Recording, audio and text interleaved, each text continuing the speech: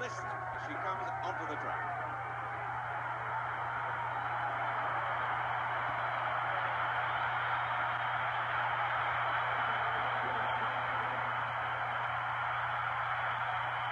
Benoit's now inside of the bowl itself, certain of the silver medal. Less than 200 meters away from becoming the first ever ladies Olympic marathon winner.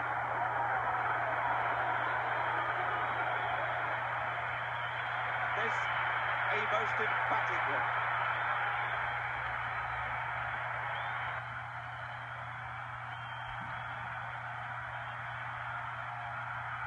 The gold medal, the first ever in the ladies marathon, to Joan Benoit. Best place to start, I was going to ask you, when you do these kind of things, what do you like to what general message do you like to give the athletes when you talk to them?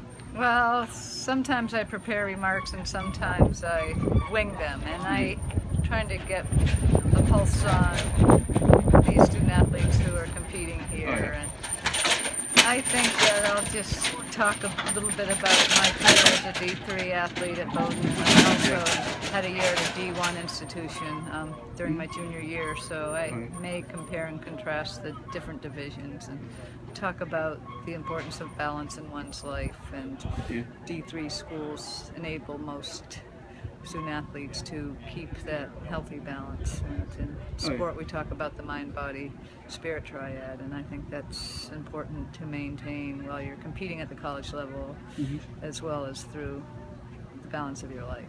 Yeah, I did want to ask you. No pun intended. What did that mean to you, just being had that experience, but part of your life when you're up, like what did that? How did it help you for the rest of your career and stuff? Well, it was just a nurturing environment, and having teammates who cared not just about sport but about life and academics and friendships. So that was really important for me.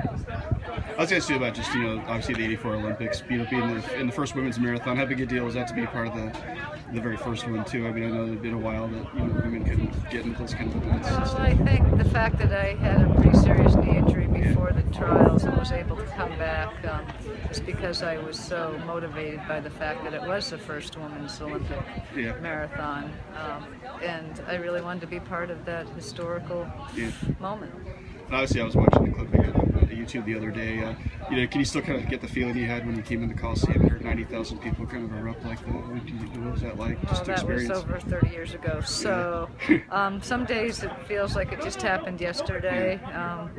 Sometimes it feels like it was light years ago. But the fact that I've had such a long and passionate career is really what counts.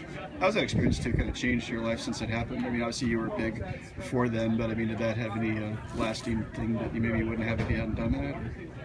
Well, I think it's given me opportunities like this opportunity to be here with a bunch of aspiring D3 student athletes, and whether they choose to pursue a career in sport or in another sector is totally up to them. And I think tonight I'll talk a little bit about storytelling and how we all have stories to tell, and choose your